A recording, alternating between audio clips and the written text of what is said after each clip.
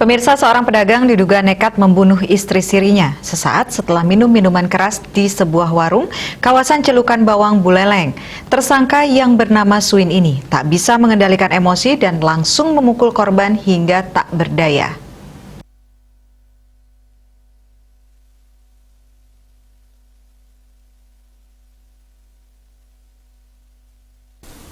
Inilah yang diduga tersangka bernama Suin, 39 tahun asal Lumajang yang menghabisi istri sirinya. Suin digiring jajaran Buser Polres Buleleng dan langsung dimintai keterangan oleh penyidik Reskrim Polres Buleleng. Kapolres Buleleng menjelaskan motif terduga melakukan pembunuhan lantaran mabuk miras sehingga emosi tak terkontrol. Kapolres membenarkan sebelumnya kejadian naas tersebut terjadi memang ada kegiatan minum-minum di kawasan warung pojok di Celukan Bawang. Sejumlah barang bukti pun diamankan, diantaranya minuman jenis arak dan tuak, serta pakaian korban. Sementara sejumlah saksi juga dimintai keterangan terkait kasus ini.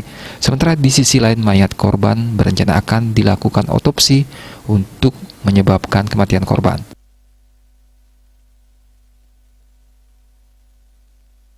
Kita ambil keterangan yang bersangkutan bahwa tadi malam mereka berdua minum-minum dan sempat terjadi ada kekerasan terhadap korban.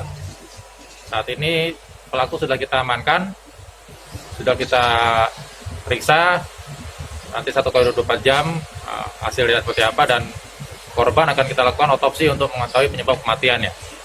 Nanti apabila ada hasil dari pemeriksaan, statusnya akan kita beritahu lebih lanjut lagi. Itu hanya dipukul dengan tangan? Ya, sementara pengakuannya ada karena orang mabuk ya, hanya pakai tangan, terus juga menggunakan botol, tapi ini botol bedak pengakuannya. Nanti akan kita cek lagi barang buktinya di TKP, semua kita cari, termasuk penyebab kematian dari korban, apakah hasil dari luka benda tumpul atau apa, nanti kita akan koordinasi dengan pihak.